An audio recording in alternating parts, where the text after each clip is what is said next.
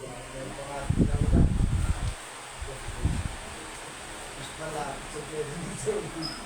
po, tayo po magsimula na po ng ating umagang pananambahan. Isa pong muli mapagpalat na biyayang umaga po ng araw ng Diyos sa ating lahat mga kapatid.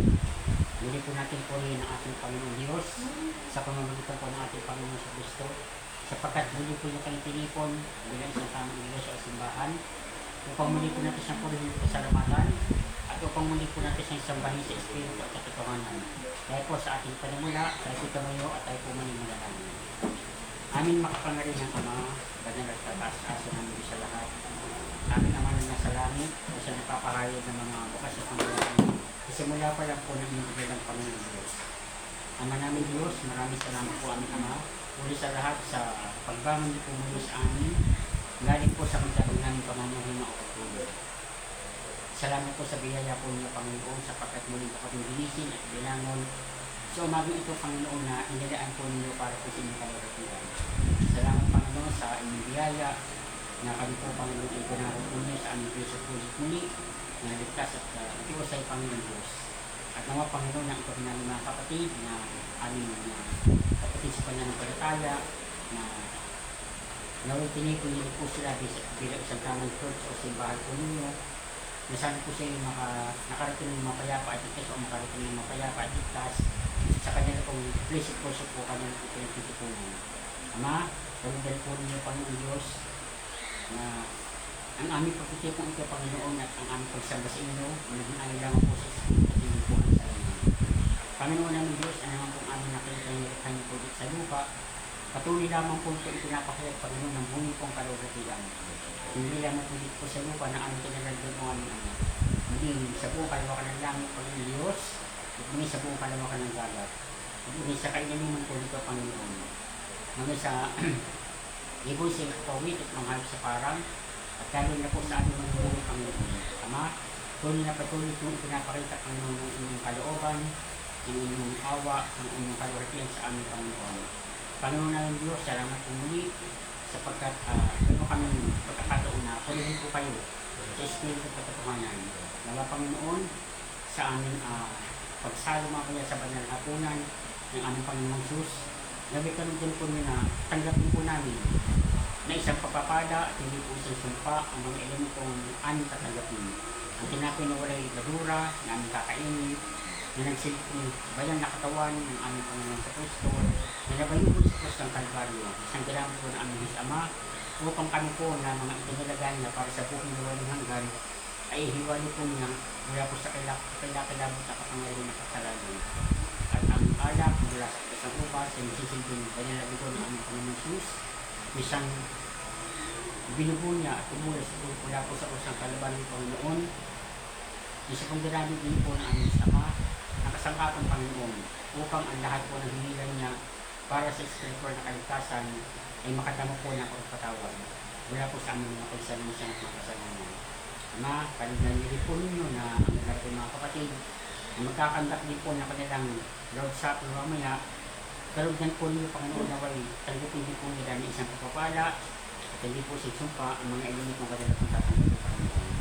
Ama, muli sa inyong harapan kami muling lumalapit ng pagmamakaawa at pagpapakubog ng loob Panginoon. Muli naman mo kami kahabag at kaawaan Panginoon. Ipagkaloob din po sa aming Panginoon yung pagpatawad mula po sa aming mga pagsalang sa mga kasalanan. Kaawaan niyo rin po Panginoon ang aming mga malasabuhin mula po sa ng kaligtasan. Iligtas niyo po sila mula po sa laro ng kasalanan ng Panginoon.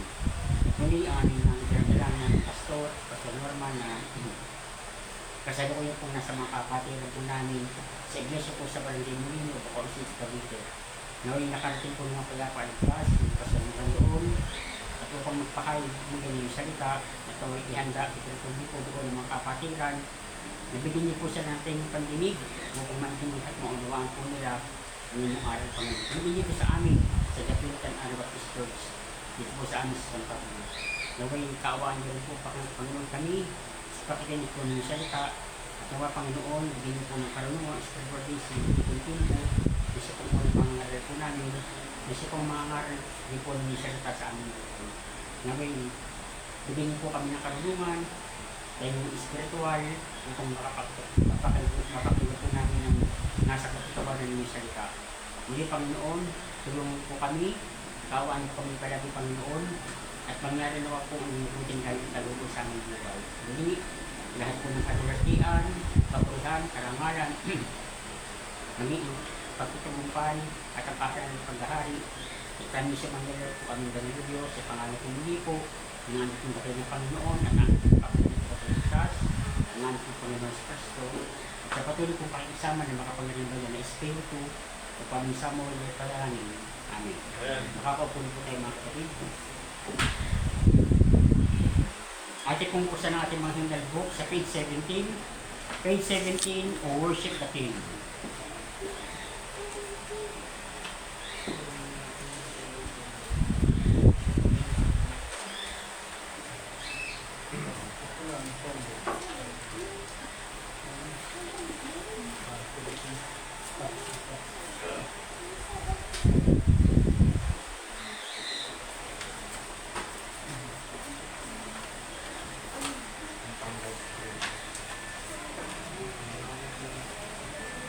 Kung hindi pong nakita, O Worship the King, page 17. O worship the King, O glorious above, O gratefully sing His power and His love. O worship the King, sing. O worship the King, O glorious above, O gratefully sing His power and His love. Our shield and defender, the ancient of days, pavilion in splendor and girded with praise. O tell of His might, O sing of His grace, whose robe is the light, whose kind of His face. His chariots of proud bloody thunder clouds form, and dark is His path on the wings of the storm. Thy bountiful care, what thou can recite, it breathes in the air, it shines in the light, it springs from the hills, it descends to the plain, and sweetly distills in the dew and the rain. Frail children of dust and feeble as frail, indeed do we trust, nor find thee to fail. Thy mercies, how tender, are firm to the end. Our Maker, Defender, Redeemer, and Friend. Sundan po natin sa page 163. Page 163, Blessed Assurance.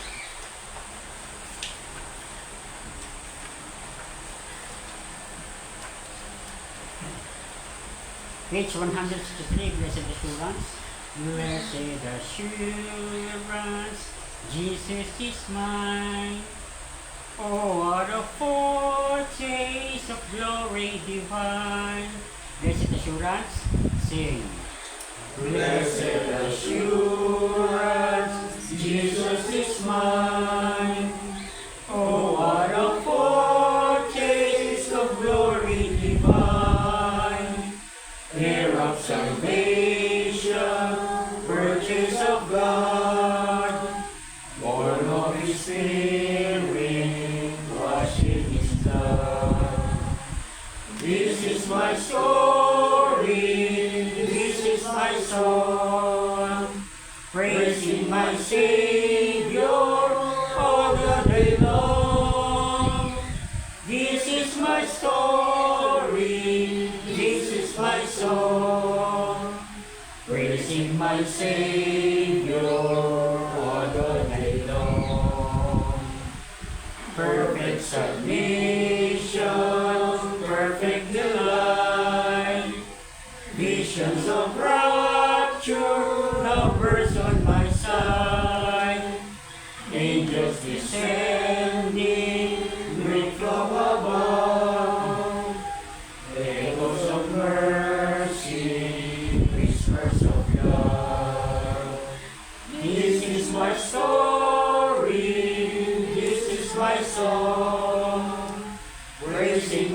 Savior all the day long. This is my story, this is my song, praising my Savior all the day long. Perfect submission, all is at rest.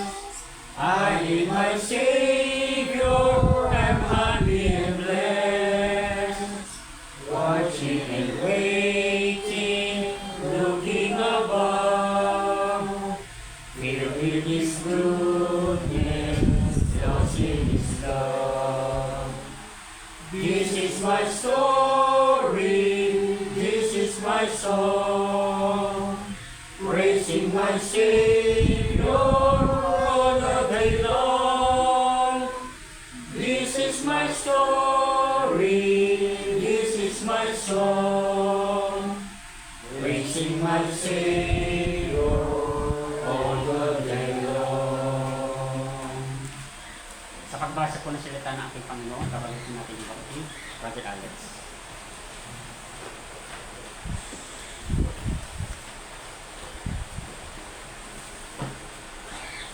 Magandang umaga po mga kapatid. Buksan po natin yung mga Bible sa Ecclesiastes chapter 6.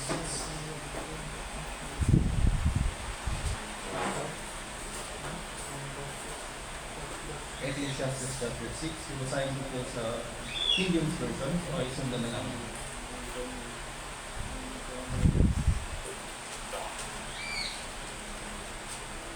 There is an evil which I have seen under the sun, and it is common among men.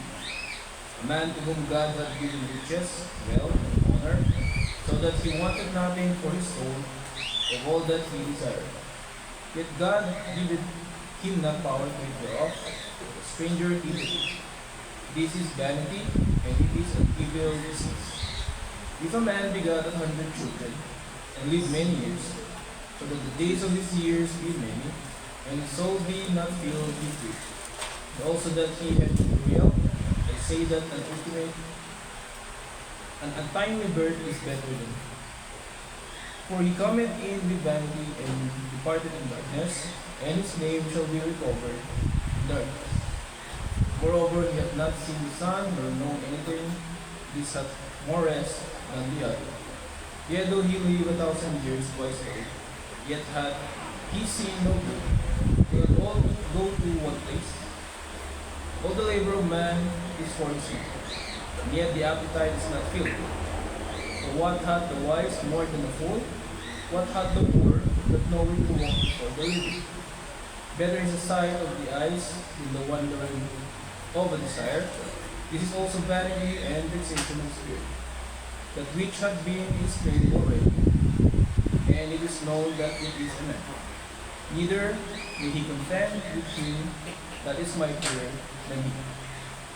Seeing there be many things that increase vanity, what is a man? The better.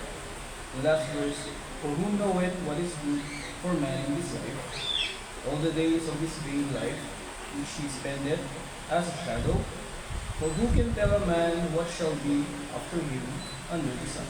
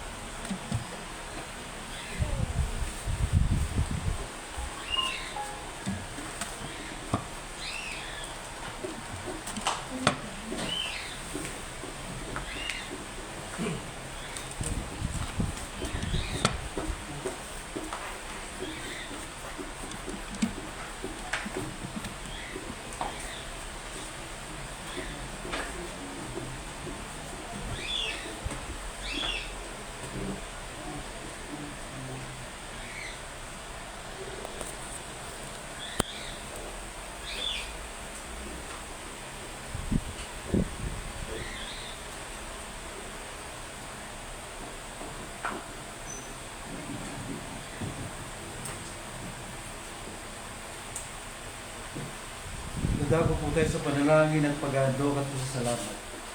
Purihin ka, O Panginoon na Diyos ng Israel, magpakailan, kailanman. Iyo, Panginoon, ang kadakilaan at ang kapangyarihan at ang kalwalatian at pagtatagumpay at ang karangalan, sapagkat lahat ng nangasa langit at nangasa lupa ay iyo. Iyo ang kaharian, O Panginoon, at ikaw pinataas sa Pangulo sa lahat. Ang mga kayamanan at gayon din ng karangalan ay nagmumula sa iyo, at ikaw ang nagpupuno sa lahat, at nasa iyong kamay ang kapangyarihan at karakasan, at nasa iyong kamay ang pagpapakila at pagpapalakas sa lahat. Kaya't ngayon, aming Diyos, kami ay nagkapasalamat sa iyo at aming pinupuri ang iyong maluwalhating pangalan. Ngunit sino ba kami na kusang makapaghandog sa ganitong paraan? Lahat ng bagay ay nagmula sa inyo, at binabalik lamang namin sa inyo ang binigay ninyo sa amin. Sapagkat kami ay mga dayuhan at maglalakbay sa harap mo, gaya ng lahat ng aming mga ninuno. Ang aming mga araw sa lupa ay gaya ng anino at hindi magtatagal. O Panginoon namin Diyos, lahat ng kasaganang ito, nindog namin ay nagmumula sa inyong mga kamay, pagkat lahat ng bagay ay sa inyo. Alam namin, aming Diyos, na inyong sinisiyasat ang puso at nalulugod kayo sa katapatan, sa katuwiran ng aming mga puso at pusang loob at walang pag-iubot, na inihahandog namin ang lahat ng bagay na ito, at lubos kaming nagagalak sa pusang loob na paghahandog na ito ng inyong mga anak.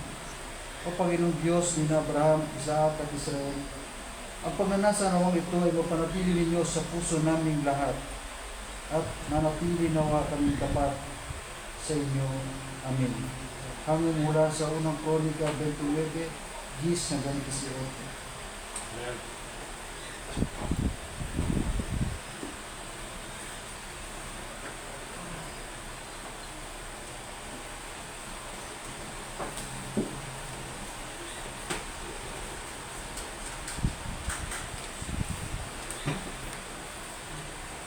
Sa ating pong huling awitin, page 243, page 243, Count Your Blessings.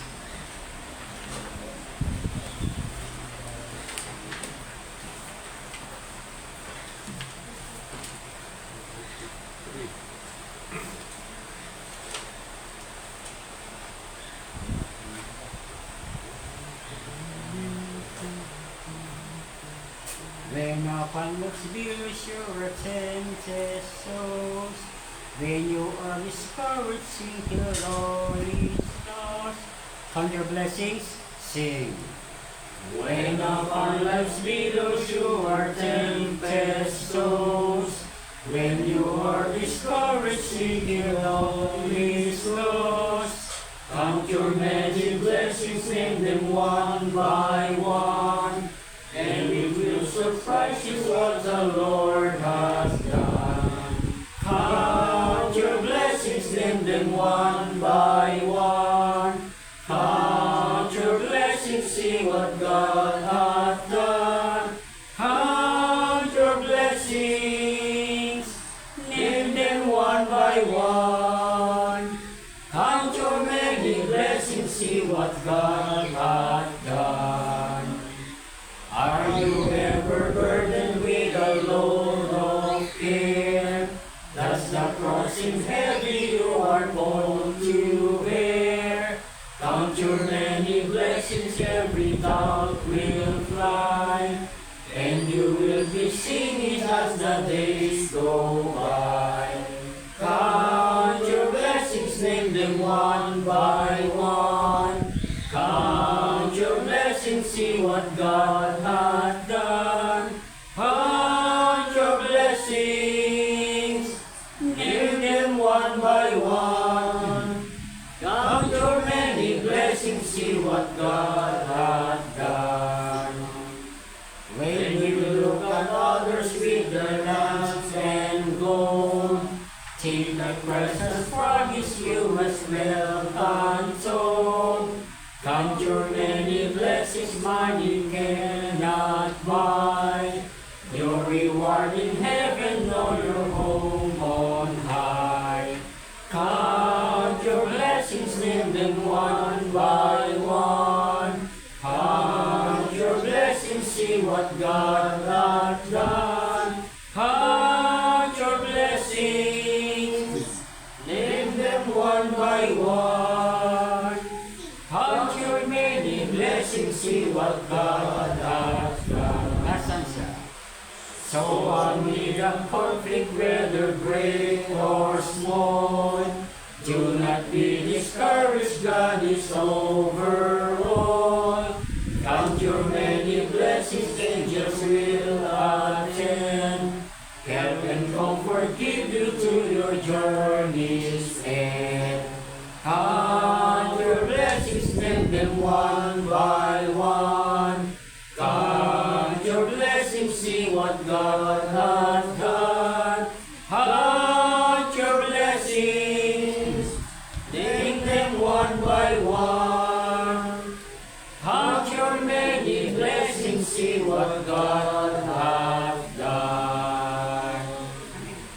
Ngayon pong umaga sa pakikinig po ng salita po ng ating Panginoon, muli po natin ihanda ang ating puso. Salita po ng ating Panginoon, dadali po ng ating unang mga maral, Brother Tim.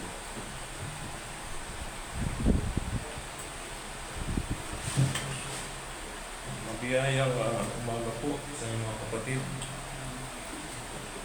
Ang ating pong pag-aaralan ngayong umaga ay pinamagatang The Unbreakable Golden Chain of Salvation. Ang hindi mapuputol na gintong tanikala ng kaligtasan. Ito'y makikita natin sa Romans chapter 8, verse 29 to 30. Hiniling po ang bawat isa tayo dito ngayon bilang pagbibigalan sa pagbasa ng salita ng Diyos. Romans 8:29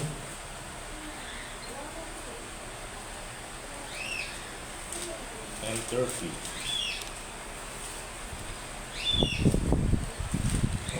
Babasahin ko po. English, King James Version.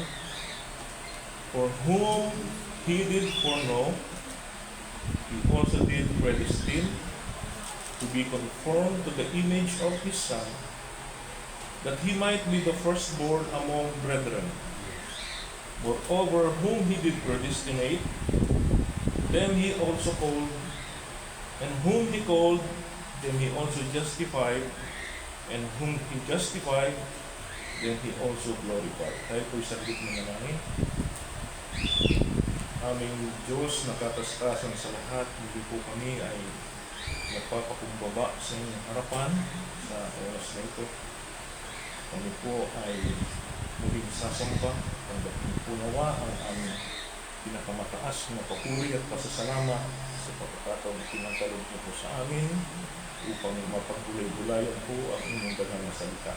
Dalangin po namin po Diyos ang daghang na Espiritu, ang siya pong mag-guide sa amin, sa aming pag-aaral. Kami po'y humingi ang aming Diyos ng kapatawaran sa lahat ng salang aming nagawa. Lahat ng karumihan o Diyos, karumihan ang aming mga puso o isipan ng lumabas sa aming bibig na hindi naging pagulugod sa inyo, patawaran niyo po kami. Dalangin po namin o Diyos na pagpalain niyo po ang pangangaral niyo sa salita. Tulungan niyo po ang inyong mga ngaral sapagkat wala po siya nalalaman Panginoon.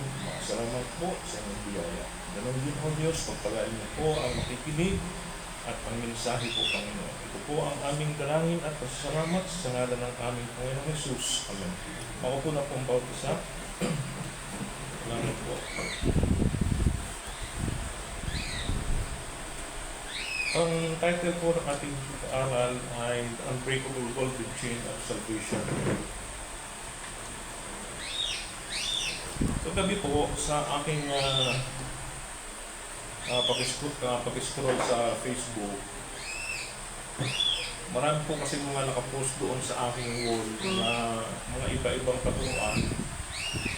Dahil ang mga naging friend ko po doon itong mga iba-ibang organisasyon, mga denomination, ano po, kaya may mga nakapost ko tungkol po sa religious. At isa sa nakakatawag ng aking pansin ay yun pong isang post na nandoon na meron po siyang katanungan. Ano po, ang tanong po niya, kapag ba nagkasala ka ulit, nawawala ba ang kaligtasan?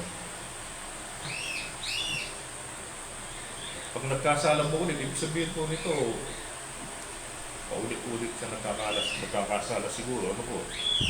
Ito ang tanong niya, pag nagkasala ba ulit, nawawala ba ang kaligtasan?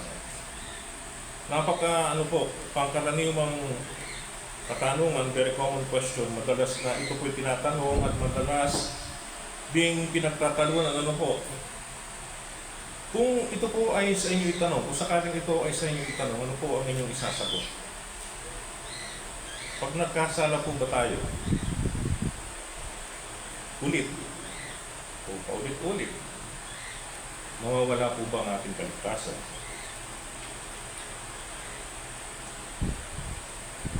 Ang dami kong sagot na nakita ko ron, mga comment, at isa-isa ko pong binasa. Yung ilan po ay aking binasa. Meron po doong comment na siyempre, sabi niya, siyempre mawawala ang kaligtasan kung ulit-ulit mong ginagawa. Sabi niya gano'n. At meron namang nag-comment na hindi ito nawawala.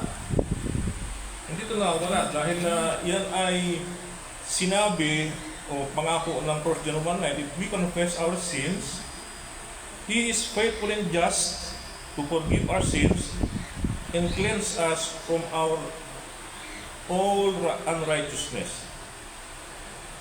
Meron din naman nag-comment na hindi nawawala dahil usas. Ano kung ibig sabihin ng usas? Once saved, always saved. Sabi kong gano'n, sabi niya,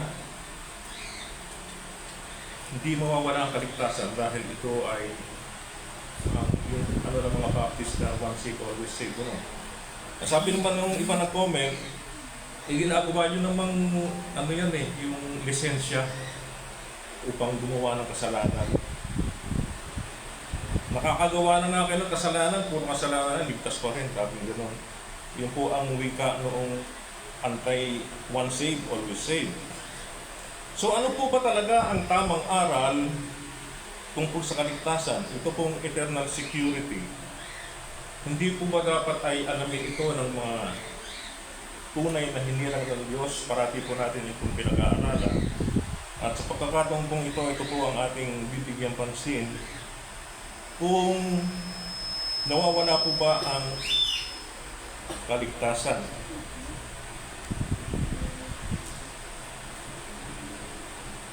So, yan po ang sinasabi ng banal na kasulatan. Ano po? Ito po ang sinasabi. So, dapat po nating malaman ang totoong sinasabi ng Biblia at hindi ayon lamang sa mga puro-puro. Ano po? Dahil hindi naman po tao ang gumawa ng kaligtasan, ng banal na pagliligtas.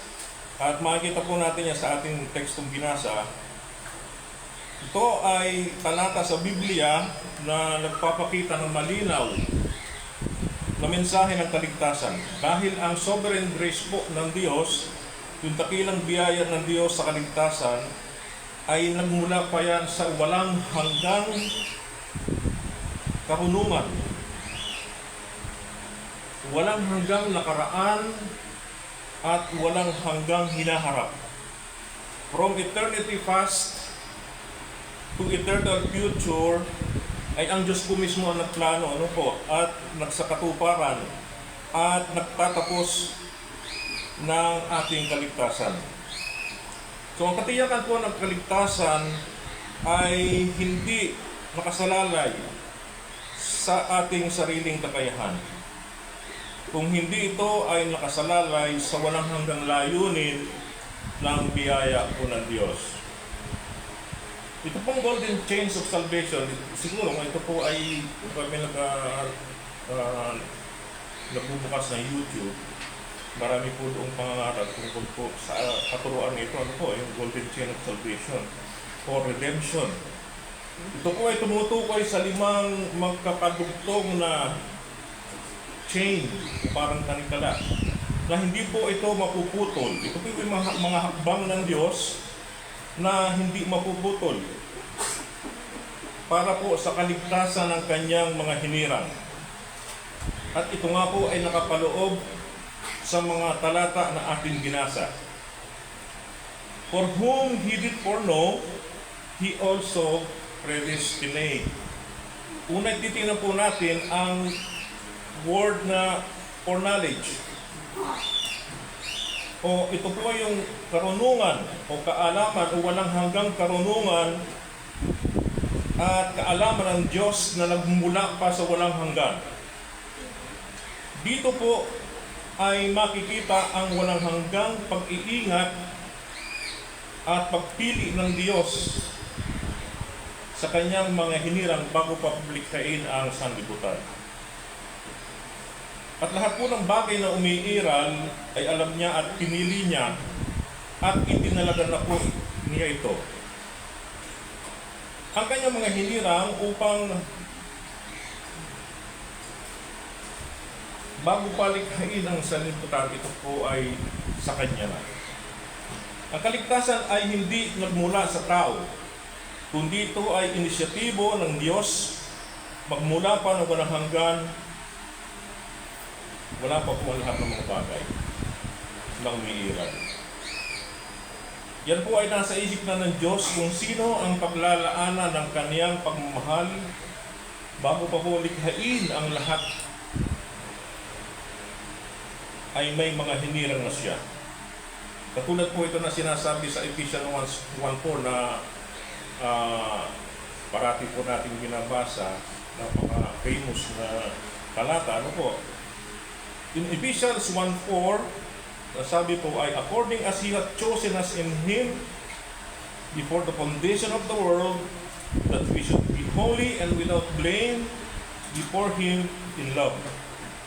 Ito po ay pagpili batay sa kanyang dakilang pag-ibig. At dahil sa sino man ang kabutihang nakit, hindi po ang kabutihan ng tao ang dahilan ng kanyang pagpili o yung kanyang basihan ng kanyang pagpili, kung hindi ito ay ayon lamang sa kanyang kalooban. Ang pagkamarunong po ng Diyos o yung kanyang walang hanggang kaalaman ay nangyari kundi ito po ay isang personal na pagliligtas sa relasyon ng Ama sa Anak. Tulad po na sinasabi sa Ephesians 1 verse 5. Ephesians 1 verse 5, na tayo itinalaga niya ng una pa sa pagkakupkop na tulad ng mga anak sa pamamagitan ng Jesucristo sa ganang kaniya ayon sa minagaling ng kanyang kalooban. Yan po ang foreknowledge ng Diyos na makita po natin kung itong pag-aaralan at ating iisipin gaano ba katalino ang Diyos. Ano po? At ito nga ay sa ating pag-aaral, malalaman natin na hindi mo maiisip, hindi mo kayang isipin. Ano po? Sapagkat ang sabi nga ng Deuteronomy 29:29, ito po ay mga bagay na lihim at ito ay sa Diyos lamang. Kung iisipin po natin, baka tayo manoto kung gaano pang katalino at karunong ang Diyos. So, dito po ay ang susunod po natin titingnan pagkatapos ng foreknowledge ng Diyos, yung ikalawang tanikala o yung ikalawang hakbang ng Diyos sa pagliligtas. Ito po yung predestination. Sa foreknowledge po ng Diyos sa kanyang walang hanggang karunungan ay may mga kinahabagan po siya at mga pinili. Ang predestinasyon po, ito po yung sa Tagalog ay pagtatalaga noong una pa. It was before eternity. Nagtalaga na po ang Diyos kung sino ang paglalaanan niya o paglalagapan niya ng kanyang pagmamahal. Katulad po na sinabi sa Romans chapter 8 verse 29, to whom He did foreknow, He did also predestinate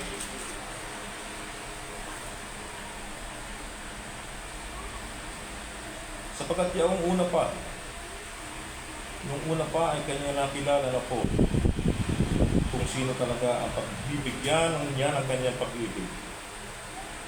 At kanya din naman itong itinalaga. Saan po itinalaga? Itong mga pinaglaanan o pinaglagaan ng Diyos ng kanyang pagmamahal, saan niya po ito itinalaga? Itong mga elect, itong mga hinirang. Ang Panginoong Kristo mismo ang nagsabi kung saan sila itinalaga. Si John chapter 15 verse 16.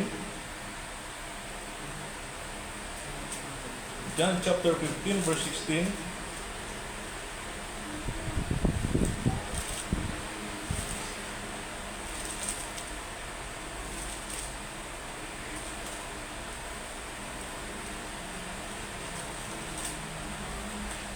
John 15:16, ye have not chosen me, but I have chosen you and ordained you. Itinalaga. That you should go and bring forth fruit. Ano po? Sa Tagalog, ang sabi po dyan, ako'y hindi nyo hinirang, ngunit kayo hinirang ko, at akin kayong inihalal. Sa ibang translation ay itinalaga. Hindi kayo ang pumili sa akin, ngunit pinili ko kayo at ipinilaga ko kayo upang kayo ay magbunga at manatili ang inyong bunga. Ito po ay, itong verse na ito, nagagamit po ito sa sa pag-evangelize na ang sabi daw dito, ang utos ng Panginoong Kristo ay humayo kayo, mag-evangelize, mag-witness. At yung sinasabing bunga rito ay yung mga mapapatanggap sa Panginoon. Yon ang bunga. Pero maliwanag na sinasabi po dito ng Panginoon Kristo, ibang klaseng bunga ang kanyang tinutukoy po rito. At ang bunga ito ay makikita po natin sa Galatians chapter 5 verse 22. In Galatians chapter 5 verse 22, makikita po natin dito yung bunga. At ito po ay madalas na rin pong napapasa. Subalit ang bunga ng Espiritu ay pag-ibig. Ito po yung bunga ng kaligtasan na tinutukoy ng ating Panginoon Kristo.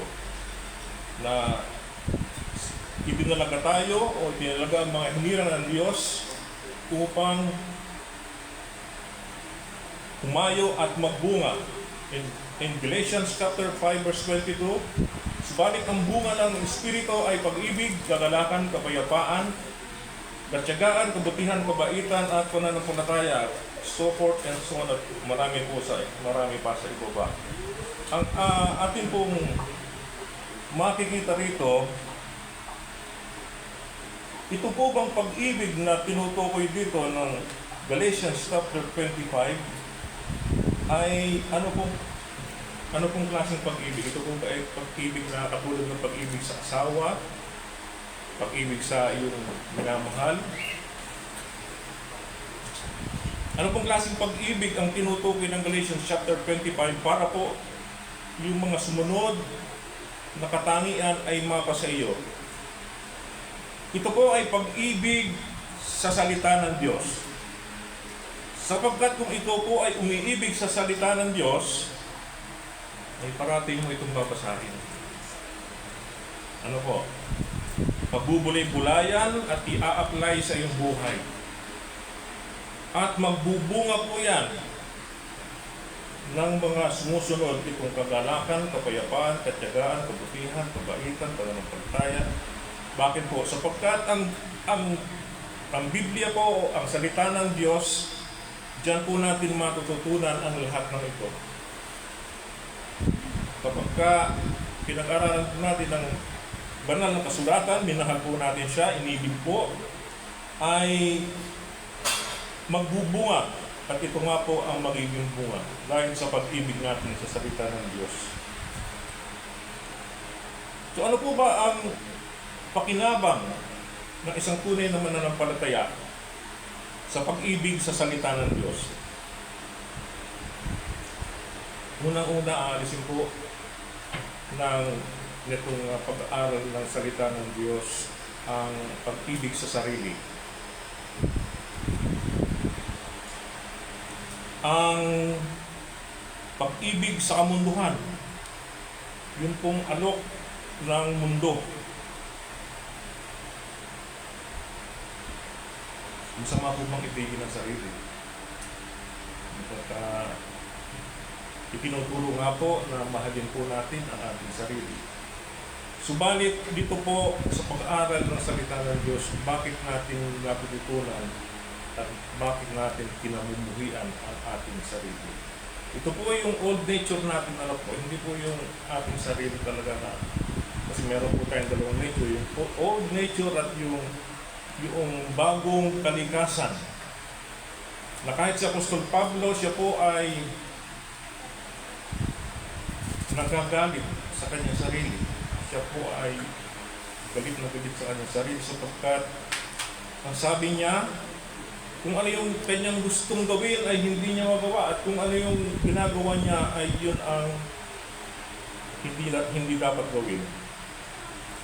Dahil nga minsan ay nangingibabaw ang lumang kalikasan.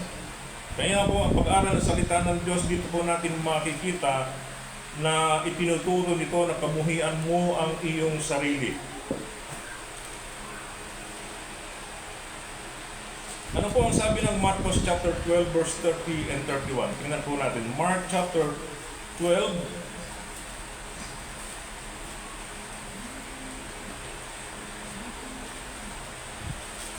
in Mark chapter 12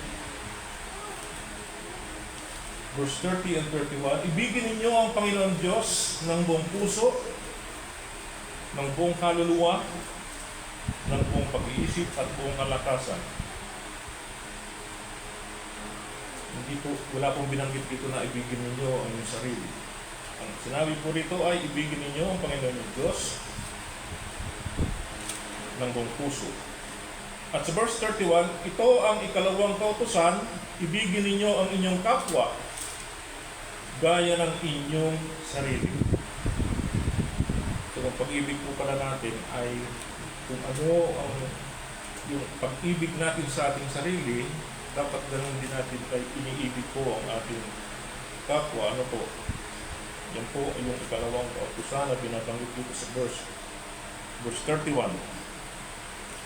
Ang katanungan, umiibig po ba tayo sa salita ng Diyos? Parati po ba natin siyang pinag-aaralan? Taglay po ba yung mga bunga na binabanggit sa Galatians chapter 5 verse 22 na dahil sa pag-ibig mo sa salita ng Diyos ay magkakaroon ito ng bunga at yun nga po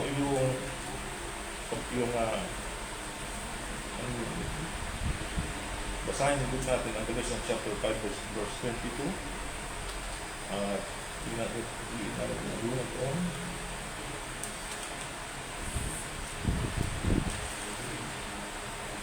kagalakan, kapayapaan, katyagaan, kabutihan, kabaitan, pananampalataya, pagkamahinahon, walang pagpipigil sa sarili, at walang batas laban sa mga ito. So kung tayo po ay umiibig sa salita ng Diyos, ituturo po sa atin na salita ng Diyos, itong mga bagay na ito. Magkakaroon po tayo ng mga bagay na binabanggit dito sa verse 22 ng Galatians chapter 5. Ito po yung kagalakan. Na kahit po dumating tayo sa punto na punong-puno na po tayo ng mga problema, ng mga pagsubok, dahil po sa salita ng Diyos ay meron po mga verses na nagtuturo kung paano po natin i-handle mga ganitong pagkakataon. Ano po, yung kahirapan, yung pagsubok, yung mga kalungkutan, pagkamahinahon sa sarili, pagpipigil sa sarili. Yan po lahat ay itinuturo ng salita ng Diyos kung ito lamang po ay ating iibigin at parati po natin siyang pag-aaralan. Meron na po ba tayong pag-ibig sa mga espiritual na bagay? O hanggang ngayon ay hindi pa po natin naiintindihan ang salita ng Diyos? Hindi pa po natin naiintindihan kung ano ang nilalaman ng Biblia. Baka ngayon nga ay hindi ka pa ipinanganak ng muli. Kaya ganun. Baka kailangan kang ipanganak ang muli upang maintindihan mo itong mga spiritual na bagay na nilalaman po ng Biblia.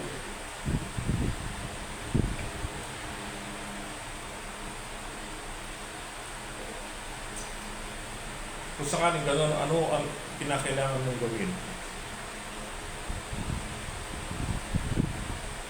Hindi mo ba naitatanong sa iyong sarili minsan, bakit bakit gano'n? Wala akong pagpapahalaga sa salita ng Diyos. Hindi ko ito pinag-aaralan. Hindi ko ito ipinamumuhay.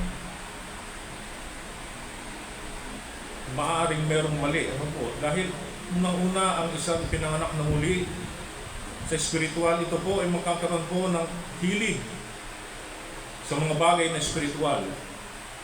Na para bang ang salita ng Diyos para sa kanya ay parang isang agos ng tubig, na siya ay parang isang usa na uhaw at umiinom doon sa tubig na siyang salita ng Diyos. Pero kung gano'n nga na wala tayong pagpapahalaga, hindi po natin maintindihan yung mga utos ng Diyos sa pamamagitan ng kanyang salita, maaaring hindi pa po tayo ipinanganak na muli. Kung magkaganon man, ano po ang kinakailangan gawin? Manalangin sa Panginoon, iiyak mo sa Panginoon, pagsisiyan mo lahat ng iyong kasalanan, ihingi mo ng tawad ang lahat ng iyong kasalanan at hilingin mo na pagkalooban ka ng pananampalataya, ng pananampalatayang nakapagliligtas. Ano po? Sapagkat ang sabi ng Romans 10:13, ang lahat ng tumatawag sa pangalan ng Panginoon ay maliligtas. Ang dami ng tumatawag sa pangalan ng Panginoon, pero ligtas po ba? Napakarami na tumatawag sa Panginoon. Yung madulas nga lang, tinatawag ng pangalan ng Panginoon. Madulas lang o magulat lang, tinatawag ng pangalan ng Panginoon. Ang sabi po dito, lahat ng tumatawag sa pangalan ng Panginoon ay maliligtas. Pero sa 2 Timothy verse 1, chapter 1 verse 9, 2 Timothy chapter 1 verse 9, ang Diyos ang nagligtas sa atin at tumawag sa atin sa banal na pagkatawag. Ang Diyos po pala ang unang tumatawag nito. Kaya lang tayo makakatawag sa Panginoon dahil siya po ang unang tumawag. Tatawagin ka muna niya. Hindi ka makakatawag talaga sa Kanya. Para bang sa pag-ibig, iibigin ka muna ng Diyos bago mo siya ibigin.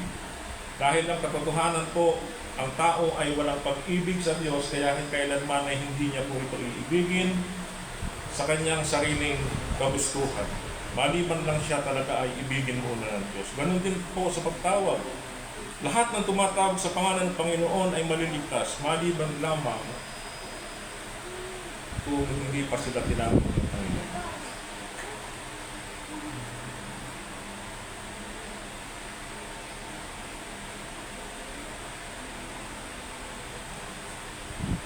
So ang desisyon po ng Diyos na tiyakin na ang lahat ng kanyang pinili ay makakahalin tulad sa kanyang anak na si Jesucristo, yan po ay may kasiguraduhan. Hindi pa man po ito nangyayari at ito'y nasa isip pa lamang ng Diyos, pero tiniyak niya na lahat ng kanyang minahal ay magiging katulad ng larawan ng ating Panginoong Jesucristo. Ang sabi po ng Ephesians chapter 1 verse 1, tayo rin naman sa Kaniya ay ginawang mana, itinalaga na niya tayo nung una pa ayon sa pasya niyaong gumawa ng lahat ng bagay ayon sa pasya ng kanyang kalooban. Unang-una po, nakita po natin dito sa talatang ating mabinasa ang foreknowledge of God.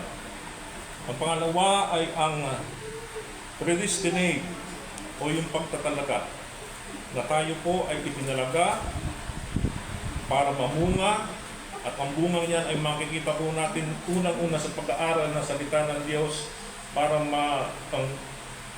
tayo ay magbunga, mga bunga ng pagmamahal, ng kabutihan, ng pananampalataya. At ang pangatlo po, dito sa chain na atin pong pinag-aaralan, sa golden chain of salvation, ito po yung calling, ano po? Una ay for knowledge, pangalawa ay predestinate, ang pangalawa ay calling. For whom He did foreknow, He also predestinate, and whom He predestinate, then He also called. Ipinakikita po ng pangatlong hakbang ng Diyos sa kaligtasan ng kanyang mga hinirang ng panawagan ay irresistible o hindi kayang tanggihan. Ito po ay effectual calling, katulad ng ating binasa sa 2 Timothy chapter 1 verse 9, na ang Diyos ang nagligtas sa atin, tumawag sa atin ng banal na pagkatawag upang may kasapatuparan ng Diyos ang plano ng kaligtasan para sa pinaglagakan ng kanyang pag-ibig at pinili bago itidalaga, ay kinakailangan muna tayong tawagin o kinakailangan muna tawagin ang isang hinirang ng Diyos na wala pang kaligtasan. Kinakailangan muna siyang tawagin ng isang makapangyarihang panawagan upang mabuhay na muli sa Espiritu at magkaroon siya ng pagsisisi, sumampalataya sa Ebanghelyo ng Panginoong Kristo. So hindi pwede dito yung mga panawagan na ginagawa po ng mga ibang mga simbahan. Ano po? Lalong-lalo na po yung mga ginagawang pagpapatanggap ng mga Armenian pastors and preachers na kanilang ginagawang panawagan. At pag-preach. Ang akala po kasi nila ay kaya nilang buhayin ang isang spiritually dead o isang patay sa espiritu sa pamamagitan ng kanilang ginagawang panawagan. Ito po yung alalayan ang mga makasalanan sa tinatawag na sinner's prayer. Sino po ang dumanas na ng ganitong pamamaraan ng pagsishare na ikaw ay ihahatid ka o kaya tatawagin ka sa unahan kung sino ang gusto tumanggap sa Panginoon, at kapag kayo pumunta sa unahan, ikaw ay aalalayan upang turuan ng sinner's prayer. Yan po ang isang napakalaking pagkakamali ng mga Armenian. Tawagin natin yung mga Armenian sapagkat hindi naman po sila naniniwala sa gawa ng Diyos. Ano po, na ang kaligtasan ay ito po ay pawang gawa lamang ng Diyos at walang parte ang tao. Isa pong napakalaking pagkakamali ang kanilang ginagawa na bigyan ng assurance ng salvation. Sapagkat wala po naman pong ginagawang pagkilos yung Holy Spirit dun sa tao, dun sa puso ng tao. Hindi pa naman niya ito ginagalaw, hindi pa naman niya ito binubuhay na muli. Wala pa siyang ginawang pagkilos. Hindi pa niya ito pinalitan ng isang pusong laman na handang sumunod sa mga kautusan ng Diyos. Subalit, binibigyan na nila ng katiyakan ng kaligtasan. Na para bang ang Panginoon sa Kristo ay nagiging sobrang kawawa. Ano po? Kasi ang pangangaral po ng salita ng Diyos ay wala nang ipinakaiba sa mga salesman. Ginagamitan ng mga sales talk na parang nagbebenta ng isang produkto na ipinagkaalukan o ipinagbabarginan ang Panginoon sa Kristo na tanggapin mo na, nagmamakaawa rin, tanggapin mo na ang Panginoon upang ikaw ay maligtas. sapagkat siya ay nasa labas ng iyong puso at kumakatok. Ganun po ba ang ating Diyos? Nakakaawa po ang Panginoon kapag ganun ang kanyang ginagawa. Sapagkat hindi naman po talaga yan ang sinasabi ng Biblia. Ang pangangaral po ng Diyos ay hindi po dapat haluan ng mga kung ano-anong mga pakulo. Sapagkat nasabi po ng Mark chapter 16 verse 15, preach the gospel. Itong preaching na sinasabi po rito ay to proclaim.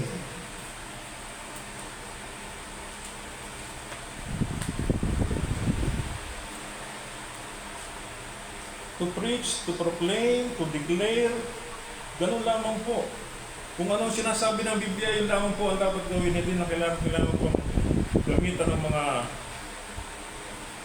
ng mga iba't ibang pamamaraan upang itong tao ay kahit hindi pa naman talaga siya na bubuhol hanggang hindi pa siya pinapanganak sa Espiritu, ay magkaroon siya ng pag-aakala na siya nga ay meron ng kaligtasan.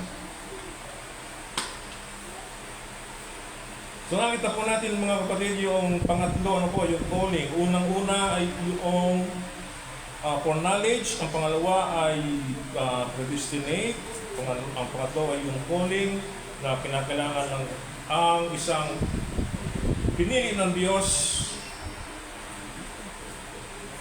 na pinaglaga kanya ng pag-ibig mula pa ng unang panahon ng wala pang hanggan, from eternity past, na ipinalaga niya upang magbunga. Ito po ay kanyang tinawag. At ang pang-apat na tanikala ng hakbang, o ito pong pang-apat na hakbang ng Panginoon sa kaligtasan, yung po tinatawag na justification. Ano po? Ika-apat na golden chain, ito po yung pagpapawalang sala o pag-aaring ganap. Pagiging matuwid at walang sala, ito po yung justification.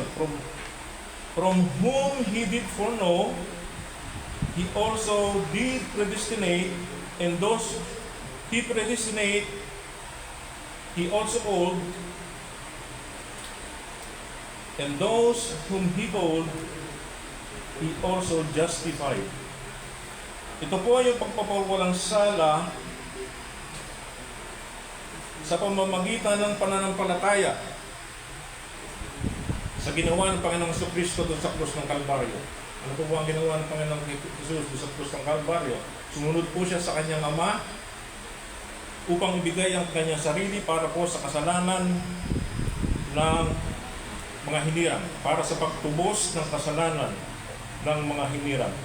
Ito po yung justification ng pag-aaring ganap, inaaring ganap ang isang Kristiyano sa mata ng Diyos.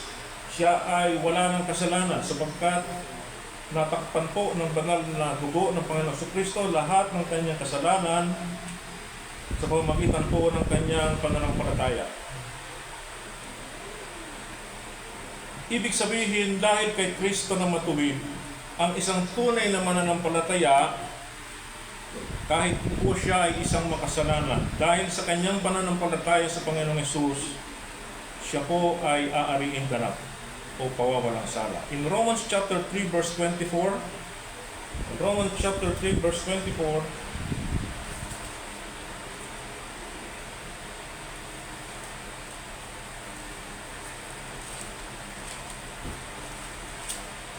Romans chapter 3 verse 24, being justified freely by His grace through the redemption that is in Christ Jesus.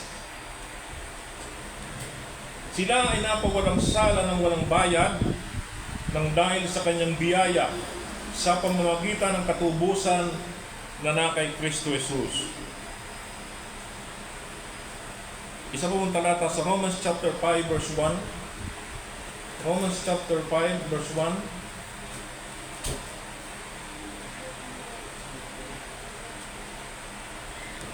Therefore, being justified by faith, we have peace with God through our Lord Jesus Christ. Yamang napawalang sala tayo sa pamamagitan ng pananampalataya, ay meron po tayong kapayapaan sa Diyos sa pamamagitan ng ating Panginoong Hesukristo.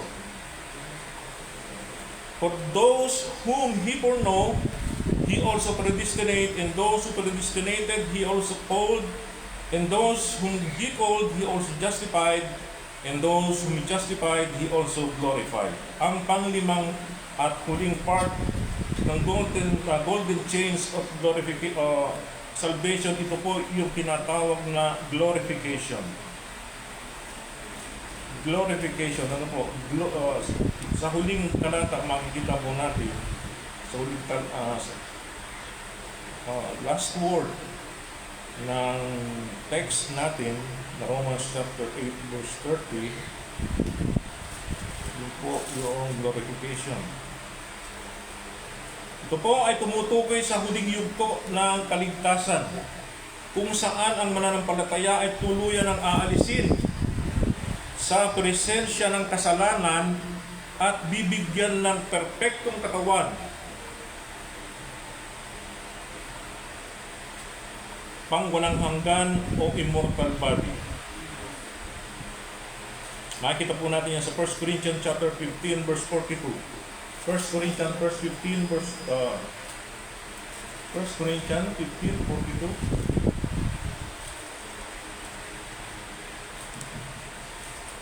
Kaya gayon din ang muling pagkabuhay ng mga patay.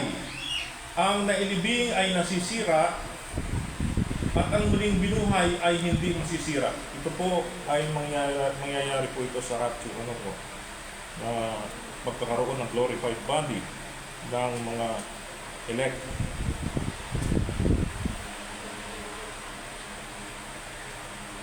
Isa pa po sa Luke chapter 24 verse 39. Luke 24 verse 39.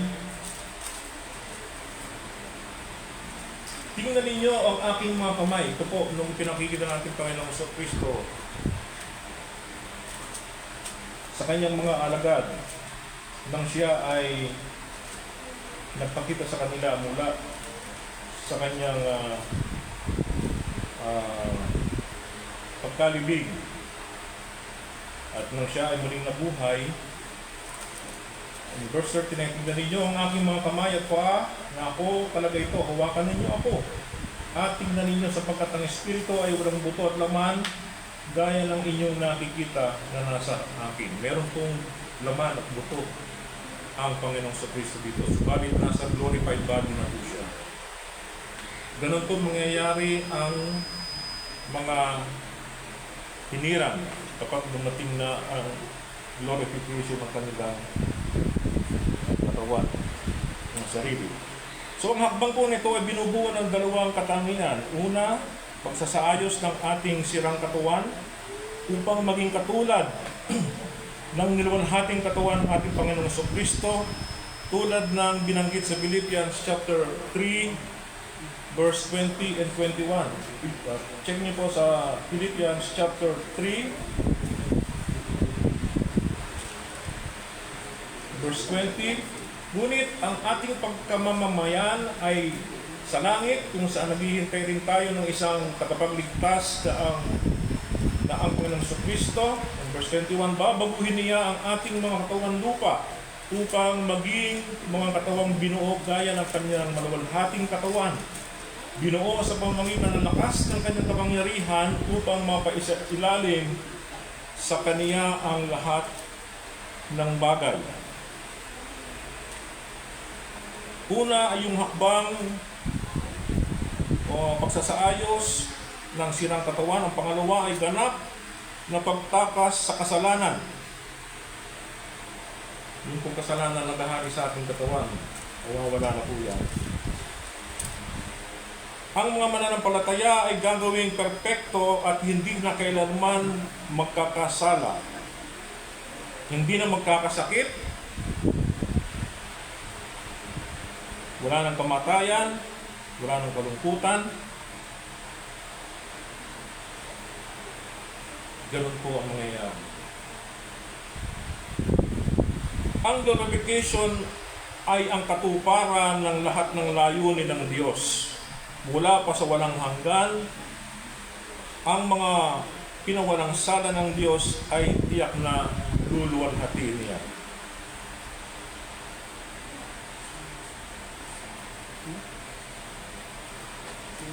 Kahit ito po ay hindi pa nangyayari, ano po, itong mga ganitong bagay, kahit hindi po ito nangyayari sa hinaharap, para po sa Diyos, ito ay tapos na yung mga ganitong bagay. Dahil nga ang kanyang karunungan ay simula walang hanggang sa walang hanggang hinaharap. Nakita niya po niya, alam na po niya yan. So, kailan po ba mangyayari itong glorification na ito? Ito nga po ay mangyayari pagdating na rapture. Ano po? Makita po natin yan sa 1 Corinthians 15, verse 51 to 54, kung ating pong babasahin. Sa 1 Corinthians chapter 15, verse 51 to 54. Babasahin ko po, verse 51 to 54. Mahaba-haba. Tingnan ninyo, sinasabi ko sa inyo, ang lihim na katotohanan, tayong lahat ay hindi mamamatay, ngunit tayong lahat ay mababago. Tayo ay mababago sa isang kidlat, sa isang iglap, sa isang isang mata sa huling trumpeta, sapagkat tutunog ang trumpeta at babangon ng lahat ng namatay na hindi na masisira at tayo ay mababago. Sapagkat itong nasisira ay dapat mailagay sa hindi nasisira. At ang namamatay na ito ay dapat mailagay sa hindi namamatay. Kakaroon po ng pagpapalit ng glorified body. Isang katawan na hindi na nasisira. Mula do sa ating katawan nito na parating may sakit, na tumatanda, namamatay. Kapag ito po ay nailagay na sa isang glorified body, ay hindi na po natin ito mararanasan. Ngunit kung itong nasisira ay nailagay sa hindi nasisira, at ang namamatay nito ay mailalagay sa hindi namamatay, mangyayari ang tungkol sa kasabihang na isulat. Nilamon ang kamatayan ng kapkatagumpay.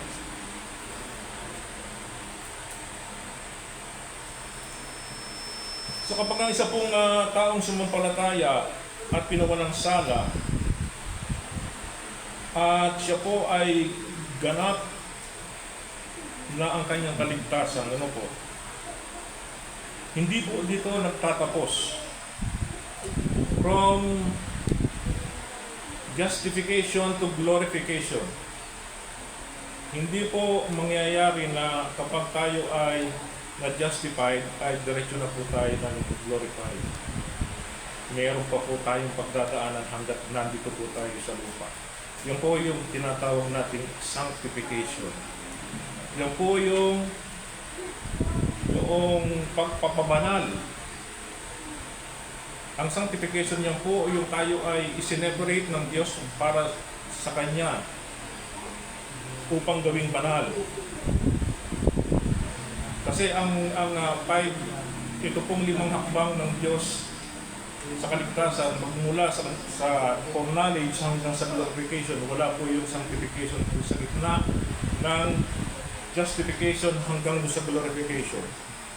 Ang isa lamang pong nangyari, makikita po nating halimbawa na nangyari na pwedeng dumiretso from justification to glorification, yung pong magnanakaw na kasama ng Panginoon sa Kristo. Hindi na po, wala nang pagkakataon upang siya ay gumawa, magpakabanal, dahil isinama na siya ng Panginoon sa Kristo. Ang sinasabi po rito na hindi po tayo dead-right, maliban lamang kung biglang ma-fracture. Kasi may glorified body na agad. Pero hanggat tayo po ay nandito sa lupa, dadanasin po natin yan. Yung tinatawag na sanctification, ano po ba yung sanctification? Yan po yung pagpapabanal. Yan po yung buhay ng mga Kristiyano habang nandito po tayo sa lupa, na simula nung tayo po ay maligtas, nung tayo panganak na muli, ay naranasan na po natin ang iba't ibang mga pagsubok. Sabi nyo ba, akala ko ba ang buhay Kristiyano ay smooth, masaya? Subalit bakit ganito? Simula yata nung aking mga buwan na rin, takot ang problema dumating sa buhay ko. So ganun po ang nangyayari, ano po? Kasi makikita po natin, unang-una, kapag tayo po ay hindi pa, yung pong mga unregenerate, bali wala po sa kanila na sila ay siyempre nandun sila sa mundo, at ang sistema ng mundo, doon po sila tumatakbo sa sistema ng mundo. Doon po sila ay nakikiayon. Simula nung ikipanganak na huli, at nakita mo sa salita ng Diyos na ipinagbabawal ang lahat ng ito, ng pakikisalamuha sa mundo at pakikiayon, ay ang mangyayari po na sa pakiramdam mo na parang ikaw ay binagsakan na ng mundo kapag ikaw ay nag-iisa na dahil sa salita ng Diyos. Kapag siyempre, alis ka dyan ihiwalay ka, diba? Alis ka sa sistema ng katulad ng mga kasalanan ng mga pinagkagagawa. Napakaraming kasalanan ang ginagawa sa kamunduhan, at inaalis po dyan ang tunay na hinirang ng Diyos, ang tunay na Kristiyano. Isineseparate po siya, yung po tinatawag na sanctification, na ginagawa siyang banal upang hindi po siya kasala.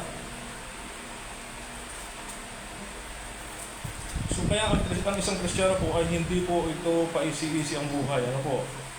Ang isang tunay na napay Kristo, siya po talaga ay dadaan sa mga pagsubok. Yan po yung tinatawag natin yung sanctification. Napakaraming pagsubok ang ating pagdadaanan hanggang tayo po ay dumating sa glorification. Yung pong sanctification ay kung pagbabanal, ito po ay tulay lamang. Tulay. From justification to glorification. Siya po ang ginagawang tulay para makarating doon. Hindi po pwede na isang tunay na Kristiyano kapag dumating po ang pagsubok ay siya po ay aalis. Siya po ay aalis doon sa tulay. Hindi po pwede yun. Ibig sabihin, kapag ganun nangyari, ibig sabihin, hindi pa siya talaga tunay na Kristiyano. Hindi pa siya ligtas.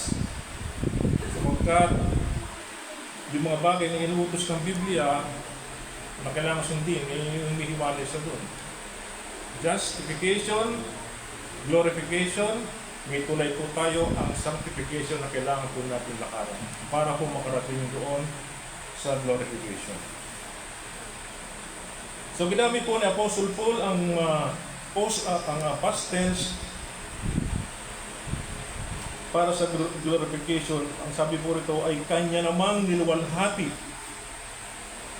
Kahit ito po ay hindi pa nangyayari, ay niluwalhati na po ng Diyos. Ano po? Kanya na po niluwalhati.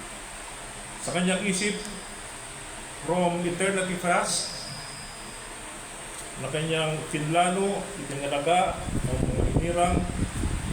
Kasabay po nito ay binigay ng Diyos ang paraan kung paano ang mga hinirang ay makakatawid papuntang glorification.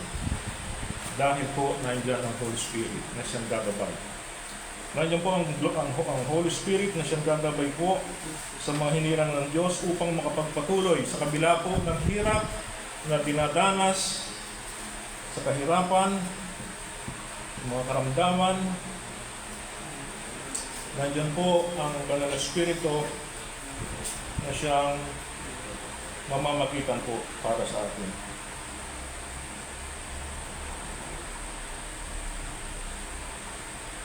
Ipinakikita po nito na sa paningin ng Diyos, ang kaligtasan ng hinirang ay isa buong package. Ano po? Hindi po ito yung bahala na. Ganyan po katalino ang Diyos, kaya nga po siya ay omniscience, na walang hanggan ang kanyang katalinuhan.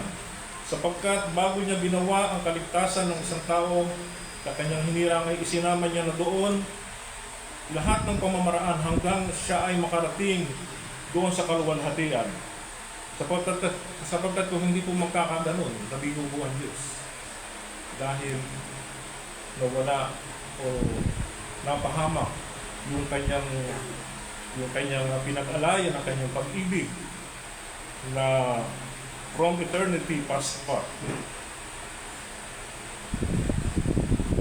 Hindi po ganun ang ating Diyos na siya po ay nabibigo. Kaya nga po, hindi po nawawala ang kaligtasan ng isang tunay na hinirang. Kaya lang po, sinasabing nawawala ay dahil nga sa hindi po nila alam ang sinasabi po ng Biblia. Hindi nila kilala ang tunay na Diyos na gumawa ng kaligtasan ng tao ng kanyang mga hinirang.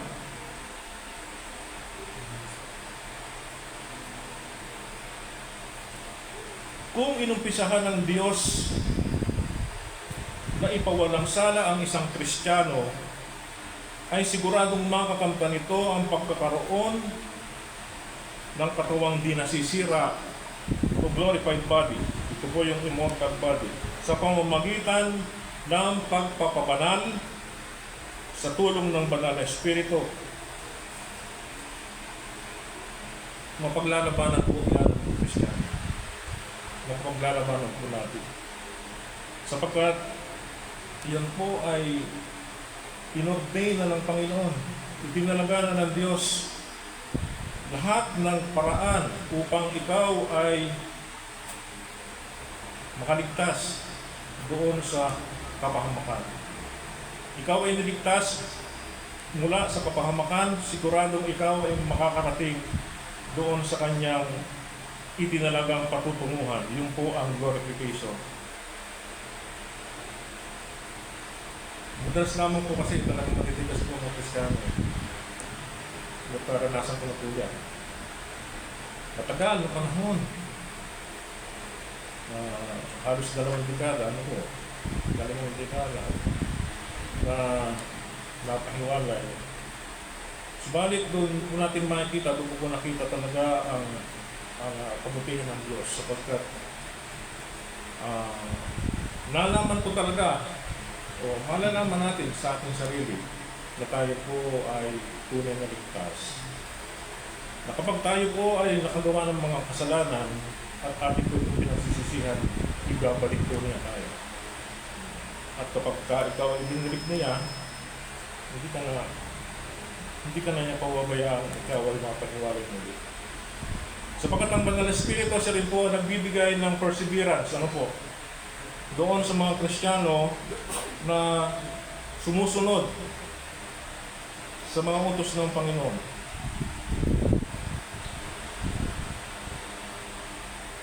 Ang Holy Spirit po nagbibigay ng perseverance unto the end.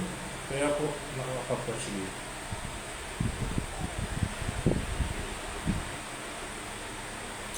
At para po sa huling talata na aking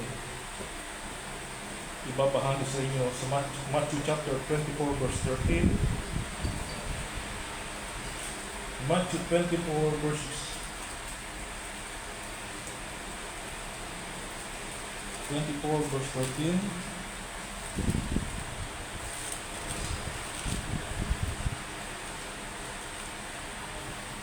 But he that shall endure unto the end, the same shall be saved.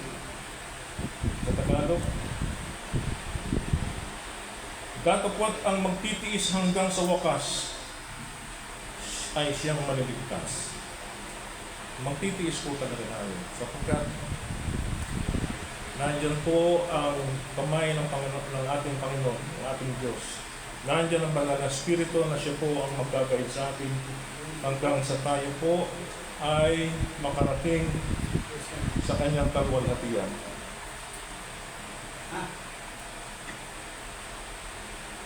Sana ay maging pagpapala po sa inyo ang mensahe nito galing sa Diyos. May God bless the message in our heart.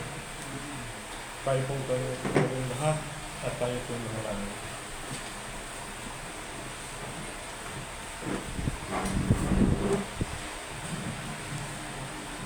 Aming Diyos na banal at katas-tasan sa lahat. Panginoon, maraming salamat po sa inyong mensahe sa amin, Panginoon, na tunay na pinapatuloy niyo sa amin, Panginoon, ang katiyakan ng aming kaligtasan. Sapagkat, O Diyos, lahat ng bagay inyo ang pinagkaloob sa amin, Panginoon. Patawad, Panginoon Diyos, kung sa kabila ng inyong kabutihan sa amin, ay madalas na kami po ay nakagagawa ng mga bagay na hindi po ayaw sa inyong kalooban. Patawarin niyo kami, Panginoon. Maraming salamat sa assurance na kaligtasan ninyo pinaunawa sa amin na simula sa umpisa, simula sa walang hanggan, kami po ay inyo ng inibig. At hindi lamang po yan pinagkaloob na din po ninyo mga pamamaraan upang kami ay makaligtas sa makasalanang mundong ito, Panginoon. Maraming salamat, O Diyos, sapagkat ang Banal na Espiritu ang siyang nagpapatotoo sa aming Espiritu na kami ay matunay na anak ng Diyos. Maraming salamat, Panginoon. At nawa ay makita ng bawat isa ang mga bunga ng kanyang kaligtasan. Dalangin namin, Panginoon Diyos, tulungan niyo po kami, Panginoon. Pagkalooban niyo po kami ng pagkauhaw sa inyong salita. Napakati namin ito niyo. Pagbulay-bulayan, pag-aralan, mahalin, upang sa ganoon ay hindi po kami mapanilo sa inyong Panginoon. Sapagkat yan lamang po ang paraan upang patuloy kami lumakas sa aming pananampalataya. Kahit na kami ay dumadanas ng kahirapan, kapigatian, mga pag-uusig, mga karamdaman. Maraming salamat po, Diyos, sapagkat nandiyan po yung salita na siyang nagbibigay comfort sa amin, Panginoon, na hindi niyo po kami pababayaan. Na nakita namin, O Diyos, nandiyan po ang inyong kamay, hindi niyo po kami papabayaan mapaluyo. Tulungan niyo lamang po kami, Panginoon Diyos, na parating maging tapat sa inyo, Panginoon. Amin, Diyos, salamat sa pagkakataong ito at kami makapanambahan. Dinadalangin din po namin, O Diyos, ang panambahan namin hapon, ang banal na hapunan, ang aming pakikilaho sa inyong banal na hapunan, Panginoon. Dinadalangin po namin ang bawat isa na kami po ay maging karapat-dapat na humarap sa inyo sa inyong banal na hapunan.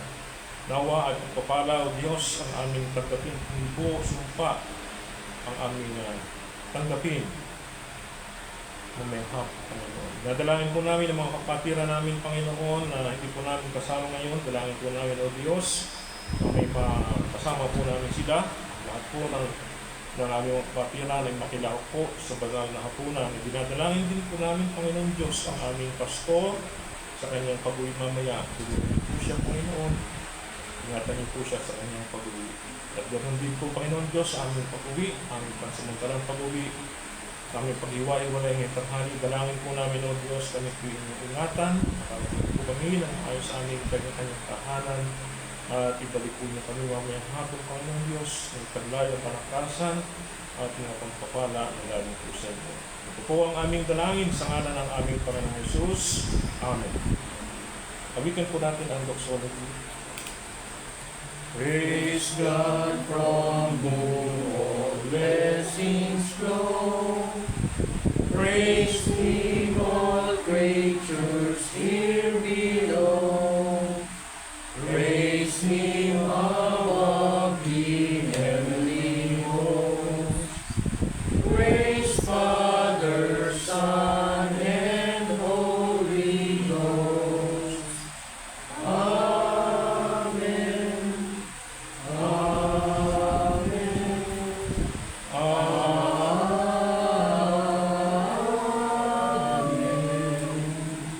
Magandang tanghali po ulit sa inyo. Balik na lang po tayo.